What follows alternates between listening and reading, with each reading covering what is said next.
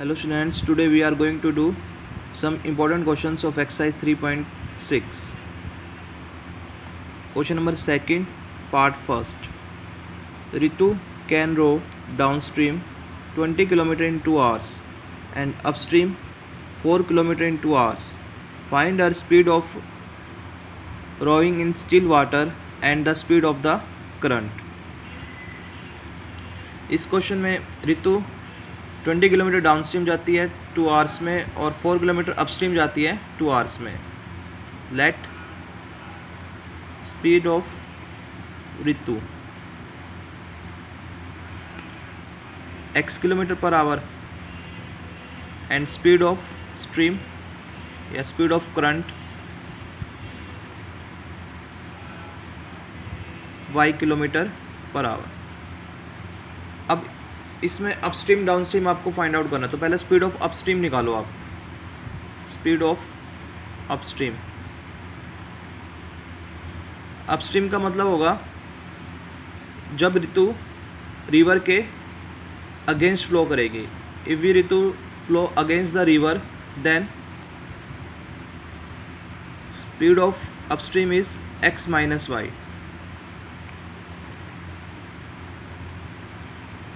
जब ऋतु रिवर के against swim करेगी तब उसकी स्पीड कम हो जाएगी, इसलिए अपस्ट्रीम में क्या होगा, ऋतु की स्पीड में से करंट की स्पीड क्या होगी, माइनस होगी. और स्पीड ऑफ डाउनस्ट्रीम, डाउनस्ट्रीम का मतलब होता है ऋतु रिवर के साथ साथ फ्लो कर रही है, रिवर के साथ साथ स्विम कर रही है. अगर ऋतु रिवर के साथ साथ स्विम करेगी तो उसकी स्पीड प्लस हो जाएगी. तो डाउनस्ट्रीम में क्या होगी, speed x plus Y kilometre per hour. अब सबसे पहले इन क्वेश्चंस में हम टाइम फाइंड आउट करते हैं. तो टाइम का फॉर्मूला होता है डिस्टेंस अपॉन स्पीड. तो अगर आप अपस्ट्रीम में फाइंड आउट कर रहे हो टाइम, तो अपस्ट्रीम की जो डिस्टेंस है वो 4 किलोमीटर है और अपस्ट्रीम की जो स्पीड है वो कितनी है, x माइनस वाई. ये तो हो गया टाइम अपस्ट्रीम का. डिस्टेंस होगी 4, स्पीड होगी x माइनस वाई. और टोटल टाइम कितना लग रहा है उसको, टोटल टाइम लग रहा है उसको 2 आवर्स का. तो इज इक्वल टू में 2 आवर्स. तो क्रॉस मल्टीप्लाई करेंगे तो x माइनस वाई किसके इक्वल आ जाएगा, 2 के.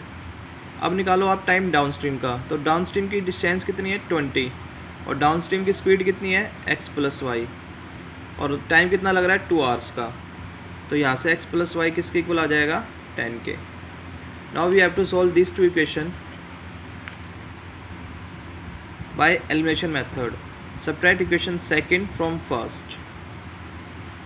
Equation first is x minus Y is equal to 2 and equation second is x plus y is equal to 10. Minus 2y is equal to minus 8. Y comes to be 4. Now putting the value of y in equation second. Put y is equal to 4 in second. Then x comes to be 6 km per hour.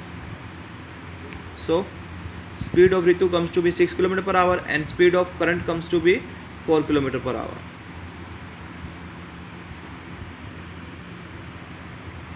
Second part is 2 women and 5 men can together finish an embroidery work in 4 days, while 3 women and 6 men can finish it in 3 days.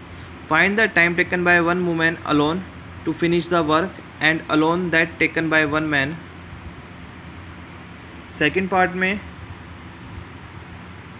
2 women and 5 men can together finish an embroidery work in 4 days.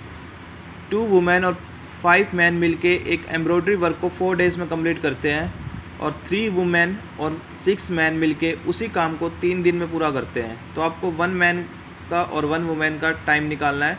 अगर वो अलग अलग करेंगे तो कितने time में वो complete कर देंगे. तो let 1 women do a work in x days.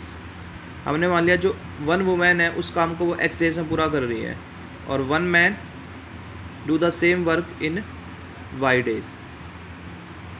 अब इस तरह के क्वेश्चन जब आएंगे आपके पास जिसमें आपको 1 वुमेन और 1 मैन का अकेले का काम निकालना हो और 2 या 2 से ज़्यादा ऑब्जेक्ट एक साथ काम करें. अगर 2 या 2 से ज़्यादा ऑब्जेक्ट एक साथ काम करेंगे तो हमेशा उनका हम 1 डे का वर्क निकालेंगे.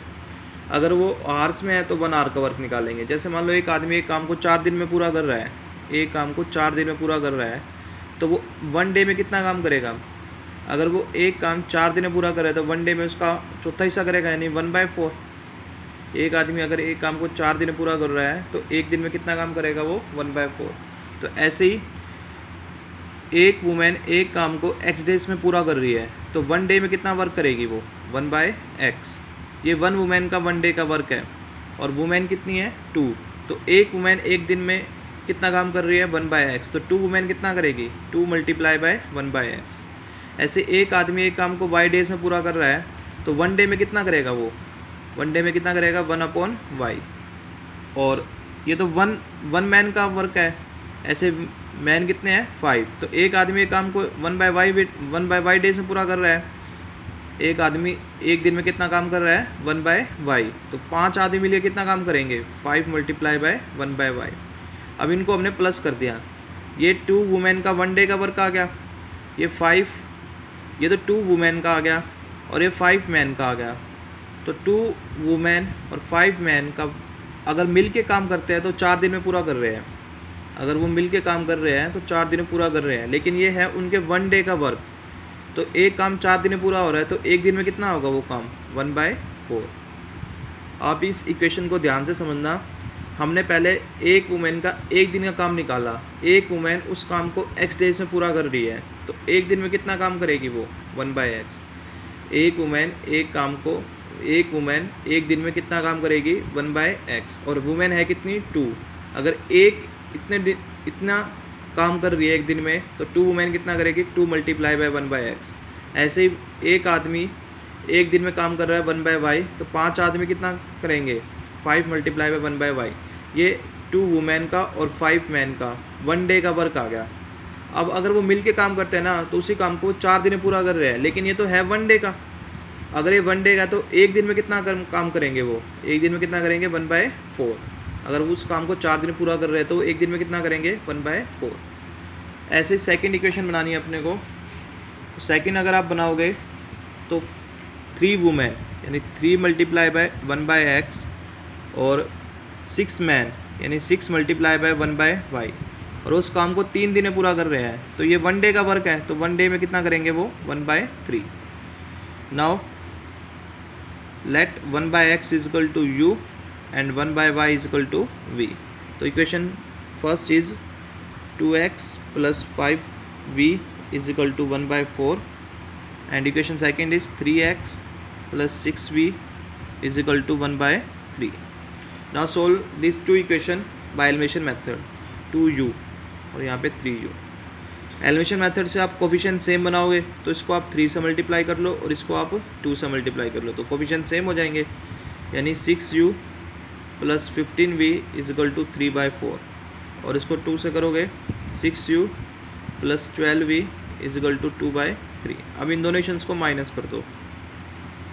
माइनस करोगे साइन चेंज, 15 में से 12 गया 3v, 3/4 - 2/3। एलसीएम आ गया 12, 4 3 = 12, 3 3 = 9, 3 4 = 12, 2 4 = 8 यानी 1/12। तो v आ गया 1/36। अब v की वैल्यू 1/36। आप इक्वेशन ये इक्वेशन फर्स्ट है और ये सेकंड। इक्वेशन फर्स्ट में पुट कर दो, पुट v = 1/36 इन फर्स्ट। तो 2u + 5 × 1/36 = 1/4। तो 2u आ जाएगा 1/4 - 5/36, 36 एलसीएम तो 9 - 5 4/36 यानी 1/9। तो ये 2u के इक्वल आया तो u की वैल्यू कितनी आ जाएगी? 1/18। अब हमने 1/x को u माना था तो u की वैल्यू 1/18 आई है तो x की कितनी आ जाएगी? 18 डेज। और 1/y को हमने v माना था तो 1/36 v के 1/36 1/y के इक्वल आ गया तो y की वैल्यू आ गई 36 डेज।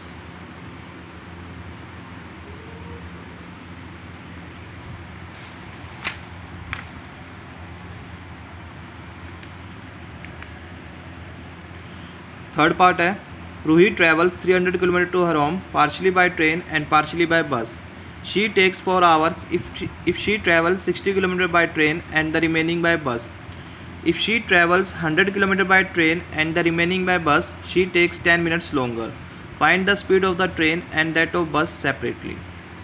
थर्ड पार्ट में क्या कहा है, रूही को अपने घर जाना है, टोटल 300 किलोमीटर, तो वो ट्रेन का भी यूज़ करती है और बस का भी यूज़ करती है. तो let the speed of train, let the speed of train x kilometre per hour and speed of बस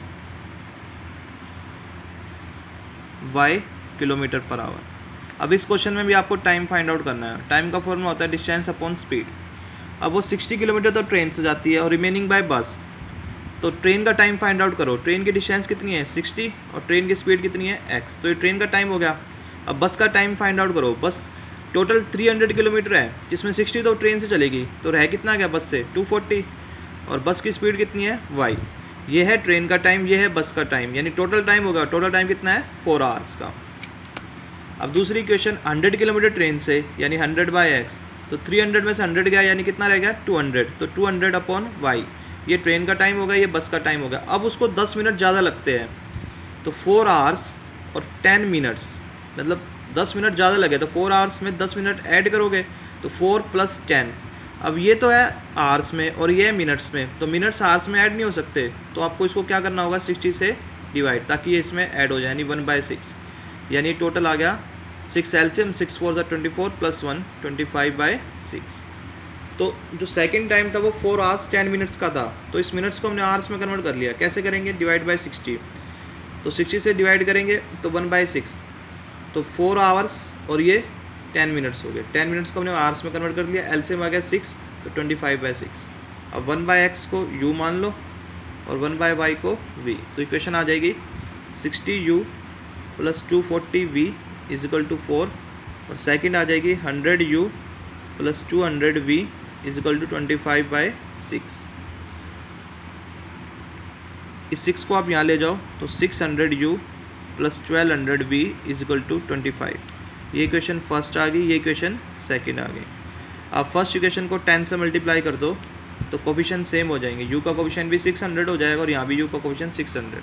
तो फर्स्ट इक्वेशन को 10 से मल्टीप्लाई करा हमने, 600u + 240, यहाँ v आएगा 2400v = 40. अब डोनेशंस को माइनस कर दो, कैंसिल, -200v 1200v = -15, तो v आ गया 1500, 15 अपॉन 1200, ये आ गया 1/80. अब v की वैल्यू 1/80 इक्वेशन फर्स्ट में पुट करो, तो पुट v = 1/80 इन फर्स्ट. तो फर्स्ट इक्वेशन है 60u + 240v और v की वैल्यू 1/80 = 4, कैंसिल, तो 60u = 1, u की वैल्यू आ गई 1/60. अब u को हमने 1/x माना था और x की वैल्यू आई है 1/60, यानी x और u की वैल्यू है 1/60, तो x की आ जाएगी 60 किलोमीटर पर आवर. और v को हमने 1/y माना था और v की वैल्यू आई है 1/80, तो y आ जाएगा 80 किलोमीटर पर आवर. मतलब जो ट्रेन की स्पीड है वो 60 किलोमीटर पर आवर आ गई और जो बस की स्पीड है वो 80 किलोमीटर पर आवर आ गई.